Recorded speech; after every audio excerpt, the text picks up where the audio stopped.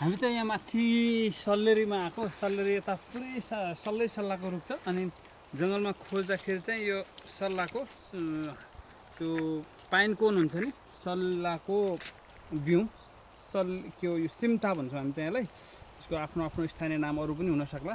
जो सल्लाको फ्रुट यसभित्र चाहिँ यसरी हामीले यो यस्तो कोनभित्रबाट फुटाएर अनि यो सिम्टा निकालिरहेको छौँ। यो चाहिँ अत्यन्त धेरै ड्राई फ्रुटको रूपमा निकै नै यो न्युट्रिसियस हुन्छ। यसभित्र प्रोटिन हुन्छ र अरू ओमेगा 3 पनि हुन्छ भन्ने कुरा अब कतै इन्टरनेटतिर लेखेको देखिन्छ।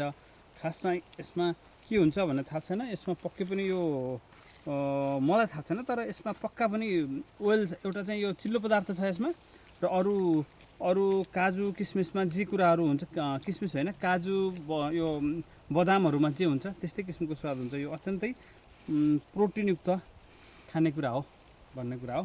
त्यो चाहिँ तपाईँहरू पनि यसो हाइकिङ आइरहनु भएको छ र सल्लाको जङ्गल छ भने चाहिँ यसो बाटोमा मात्रै नहिँड्नु होला कि यसो छेउछाउमा सल्लाको यस्तो कोन भेट्नुभयो भने फुटाएर निकालेर तपाईँलाई थाहा छ भने त छँदैछ, छैन भने एकचोटि टेस्ट गर्नु होला है यो कस्तो हुन्छ। असाध्यै मिठो हुन्छ यो। हस्, धन्यवाद।